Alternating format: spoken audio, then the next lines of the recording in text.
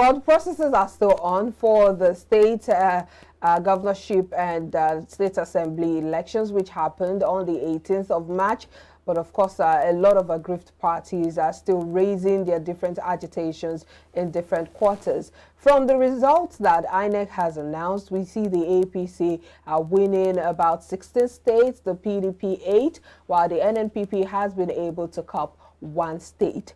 But all of these are, of course, raising different conversations, and we will be delving into some of the conversations on this segment of the show. Matthew Oluku, public affairs analyst, is still with us. Well, looking at all of the outcome of the elections, we've seen certain offsets. But before we talk about the offset, let's talk about the grievances that have followed the elections. We know that, of course, litigations have now become a part of our electoral process. What would you make of the, the different parties, the outcomes that have followed the different elections in different states? I think generally looking at the gubernatorial and House of Assembly election, I think it shows that most of the parties, I think the parties that were having control of the states maintain their strength. It shows that like areas where, states where you have PDP as governor and where you have APC as governor, it shows that they have strength in those areas. We have to take a close look at, apart from the Southeast, that we can see that Labour is trying to wrestle like two states. If you look at almost every other state where you have PDP as governor, you see that PDP is having those states, and the areas where you have APC as governor, so that APC is having it. Take for instance like Oyo. In spite of all the Pondi's calculation before the election, you can see that even Shea Makinde they worked in his favor. have been able to win the election according to INEC. Then look at Ogun State. There were issues that have to do with people were talking about the popularity of the PDP candidates. But as though I can understand the PDP in that state is saying they are not satisfied with the process, but what we have today is that Abiodun have been declared the governor-elect in that state. It shows that APC have strength in that state. Then a place like Zamfara, you understand that the governor of Zamfara defected from PDP to APC.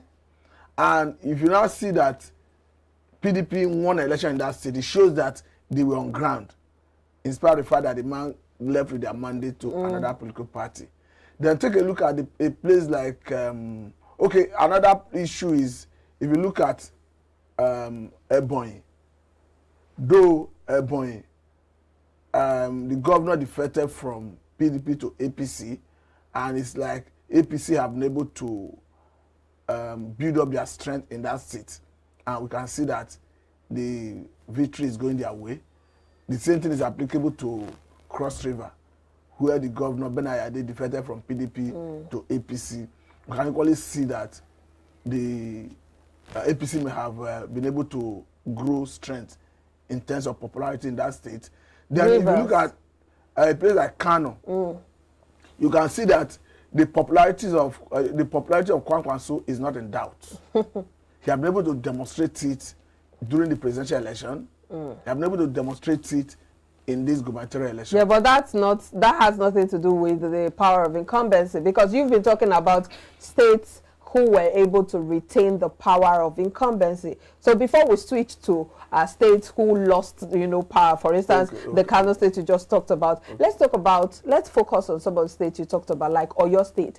Governor Seyi Makinde, there were so many talks and, permutations as regards how he was going to defect to the APC, as regards how he wasn't going to work in his favor. We saw the Labour Party candidates the party actually forming alliance with him just before the elections. What do you think worked in his favor? Because a lot of people have said, okay, because he welcomed the president-elect Bola Ahmed Tinubu and he showed some form of, acceptance to his presidency and all of the fallout from the G5 governors, from the PDP and all of that all of these may have been the things that worked in his favor. But I'd like to hear your thoughts.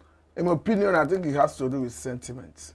I have a feeling that because the way and manner he embraced the presidential candidate of APC, who is now the president-elect, and being somebody who is from his own ethnicity, I think there's that sentiment that there should be give and take, irrespective of the fact that there was no agreement that APC should back PDP in that state.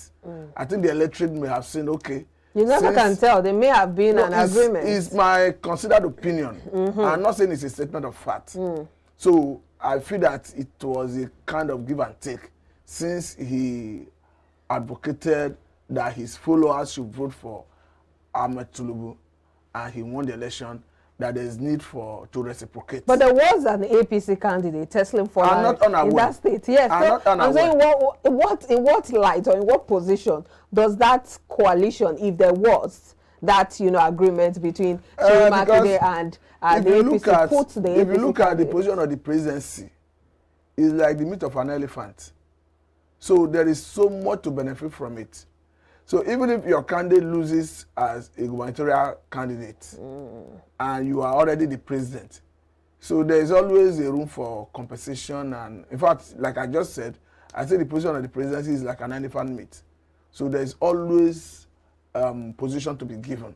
Okay. Even much more than. So you think he probably would be compensated? Definitely, if he's in good relationship and an ally of the president-elect, definitely he will be accommodated. Well, let's look at the offsets. You talked about some states, for instance, Kano, which was an APC state before, now has turned over to the NNPP. And of course, that's because of the Kwankwasiya movement from Kwankwaso. But if you look at also states like Plateau, which moved from the APC to the PDP, you also have Benue, which moved from PDP to APC, as well as Sokoto from PDP to APC. All of this upsets.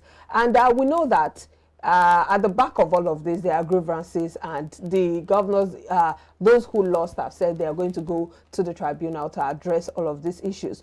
What do you think caused this offset? Do you think perhaps we have better electoral processes? Do you think perhaps the people are now able to vote their consciences? Or do you think that maybe they probably didn't play the politics well? Okay, let me start from Sokoto. Good. You will agree with me that when Tambuwal won his re-election, he won with very slim margin. And that is even after the election was postponed, there was a supplementary election. It's going to show that both PDP and APC, they have strength in that state. And that each of them needed a little push to get more votes. So if PDP wins or APC wins, if it turns out that PDP win the election in Sokoto State or APC carries the day, I don't think it's a thing of surprise because they have almost equal strength in terms of popularity and their followers. So it is not surprising when APC candidate was declared winner. Then if you look at a place like Kano, I think it has shown that Kwankwaso is an institution in Kano politics. Indeed. Because like I tried to chronicle the other day, Kwankwaso was the governor of the state from 1999 or so, and Ganduje was his running mate. Thereafter, he lost to Shakao, and Obasanjo then made him the Minister of Defense. He used Ganduje as his SA. Then, after then, he had cause, he was not in government, and he was able to secure a diplomatic job for Ganduje in one of the Nigerian foreign missions. I'm trying to tell you their relationship. Thereafter, he returned as governor of Kano State, and he equally used Ganduje as his running mate. Don't forget that in 2019 election, Kwankwaso, through PDP, almost won the governorship election in that state. And APC Ganduje was declared winner under controversial circumstances. That was after a supplementary election. So it shows that Kwankwaso is an institution in Kano politics. It shows that he's popular. It shows that he have, because I don't know, because some people argue that he have done so much for the state. I think I listened to Adumumin who was one time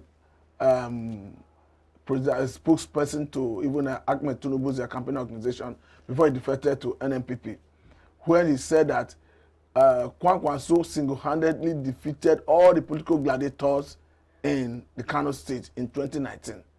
So for me, I think what play out is Kwankwaso's popularity in that state. You cannot take that away. Let's talk about Benue. We have a Reverend Father as the governor-elect in that state. And that's not the only state where you have a cleric as the governor-elect. In Akwa Ibom, you have Pastor Emo Eno. I don't know if I got that right. Who has declared, what's the Friday? Happy hour. Happy hour. Every Friday. That's another, kettle of fish. But let's focus on Benue State now. What do you think happened? I think the way we'll start with, let me quickly say, if you are a man of God and you are venturing into politics, it's your right anyway. But for me, I don't think it's the best way to go. Well, but I will address the political angle. But the reason I'm saying is not far-fetched. Because for me, I think if you are called by God, the responsibility is so enormous that you will not even have time to start doing other things. Because according to the scripture, according to Jesus Christ, he said the labor is plentiful, the laborers are few.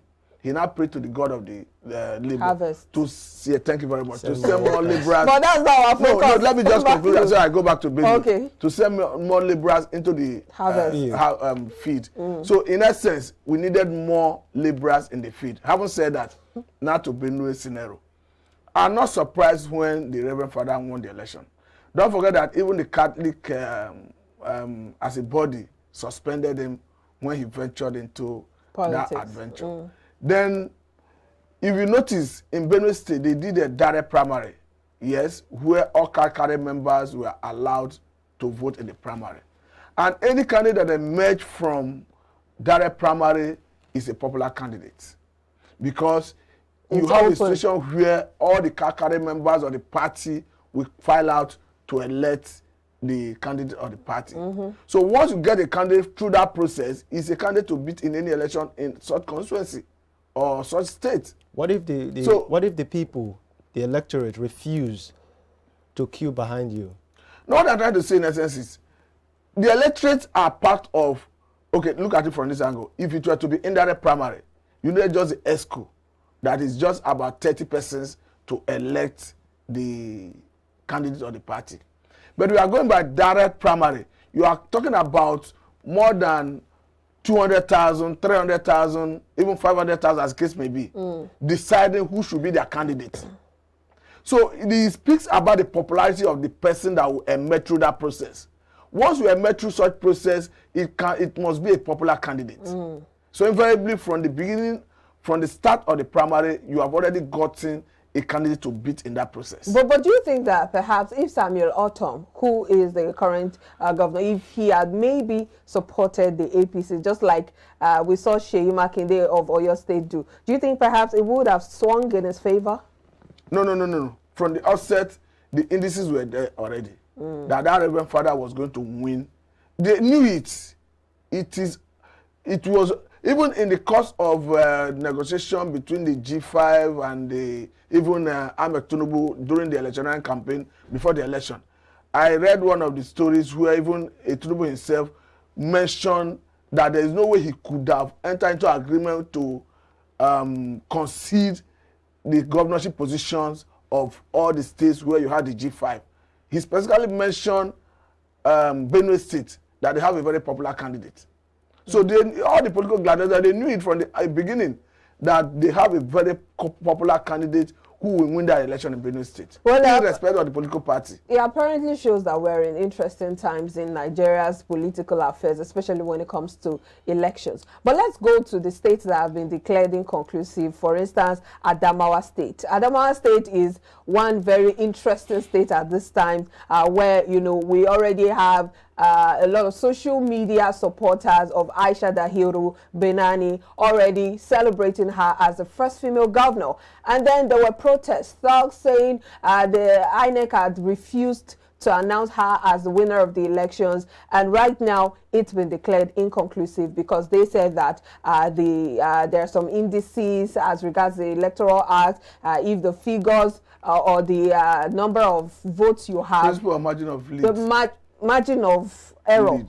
Is it margin of lead or margin of error? No. There's a term they use if for. If you have somebody who is leading and the second runner up, if the areas where you cancel votes is more than, if the vote that is supposed to come from there is more than the difference. Yes. So you don't know if you conduct election in that area whether that person would have gotten more votes to cancel the. So you are looking at the principle of margin of lead. Margin of lead, good. So let's talk about Adamawa State. What do you think we are seeing play out in that state right now? I think it's a democracy that is in test. But I think what should be done is, if actually there are areas where votes were cancelled and perhaps accreditation have taken place, I think they should use the accreditation to determine the number of people who have not voted, to determine whether there is need for supplementary election. Bible said that, I think again, since we have found ourselves in this scenario, there is need to revert to the beavers, to INEC IRF.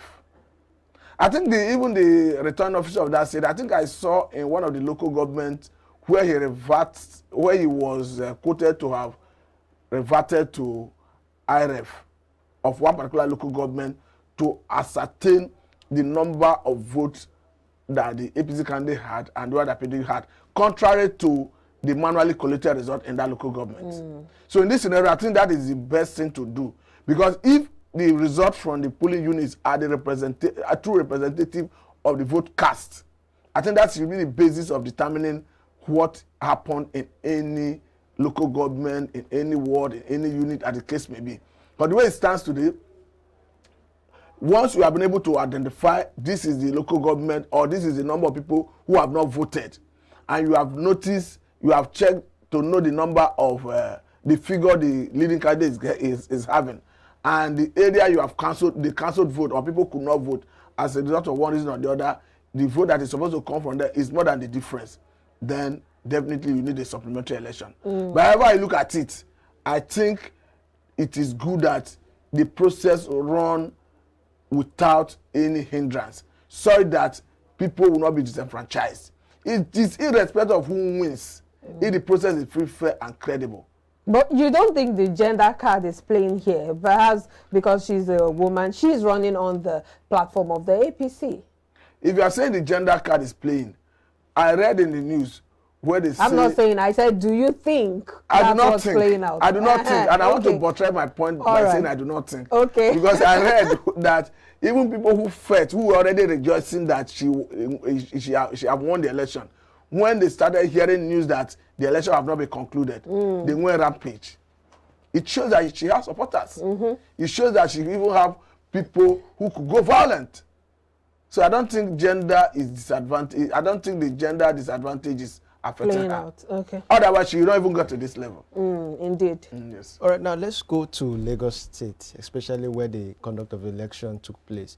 We saw skirmishes of violence in different parts of the state, and of course, the Labour Party governorship candidate also came out to reject the result, you know, laying to claims that there were certain alterations that were made in the result. What's your view about that? And of course, looking at the allegation made against the APC as being the co-sponsors of the thuggery that we're experiencing in Lagos State. I think Lagos is spectacular. It's spectacular in the sense that before that election, Labour Party was able to secure a court judgment that compelled INEC to obey their own guideline by uploading election results to IRF and INEC server direct from the polling unit. I think anything to the contrary will be tantamount to Labour Party challenging the process. So I think that should be one of the... I don't know the extent to which INEC complied with that court order. That will be left to Labour Party to look at and come up with it. Then again, looking at the violence that characterized the election in Lagos State is quite unfortunate, because we have seen so many allegations of, not just allegations, video evidences of voter suppression, voter intimidation, ethnic profiling, and all that. It's quite unfortunate because before the election, we saw a video where a popular cheating on the party threatened that the category of people should not come and vote if they are not voting for a particular party. And even the police that have the mandate and the responsibility to protect life and property did not take it serious because the police in Lagos State was saying that it was a joke. But at the end of the day, I think the threat was a reality because we saw people unleashing mayhem on Wood voters. So is it justified enough to say such elections should be cancelled and rerun, given the situation that has just ensued? And I do not have the local standing to do that because I'm not. It's not about me doing it. I'm not the candidate in that election. That will be left for the people who participated. But as a person, what I'm saying is that just like every right-thinking member of the society and stakeholders are calling on all the authorities to ensure that they address all those issues. Because if you don't address it, it's going to affect not just the election, but how Nigerians relate with each other. So it's not, I don't have the local standing to challenge the process, but I think people who have the local standing to challenge the process, if they feel that it's something they want to do, I think they should go ahead to do it. So looking at the place of communication, especially with regards to one's mother tongue, laying it side by side with the actual things that should, characterize a real leader when it comes to ideas, strategy that should move a state forward. Would you want to look at it from that angle as something that should be, adopted when it comes to communicating in one's mother tongue? I think that will bring in more division and acrimony. As it stands today, English happens to be our generally accepted means of communication in Nigeria. I think we should continue with it. That notwithstanding, if on informal level, we speak our different dialects. But when it comes to official language, I think English should still be the means of communication. Well, let's not digress too much because we're focusing on the elections, the governorship elections and the aftermath, especially when it comes to litigations. In wrapping up, what do you think this connotes for our electoral system, especially seeing that every time there is an election, there is always a season of litigations following. We saw it at the by-elections, Ekiti and Oshu, and now it's happening with all of this election. Doesn't that delay the governance process? And of course, the whole fact that they have to spend taxpayers' money in, pursuing all of these litigations. Even if you say it delays performance on the part of people who are elected, I think it's something that is of paramount importance that people who lost should do, especially if they are not satisfied with the process. But let me tell you that if the process is free, fair, and credible, and you know that it's difficult for you to get evidence to challenge the process, you will see less litigation. Let's be frank. The truth is, because the process is perceived not to be free, fair, and credible, that's why you are seeing this level of litigation. If INEC had done the needful, uploaded results from the INEC, from polling units to IREF and their server as promised, and there was no issue, there were no issues of alleged manipulation in the process of collation of results, whether it was even collated manually, you will see less litigation. That's the truth. Well, I think that's a very good place to leave it. You've made some very apt points there, especially looking at the fact that there is so much responsibility on the electoral umpire, INEC, to do the needful and ensure that all of these litigations are reduced to the barest minimum so that we can reduce the time wasted and the money spent on all of the court processes. We'll take a break now. Matthew Oluku is still with us. We will be back to focus on the monetary policy of the CBN. Stay with us.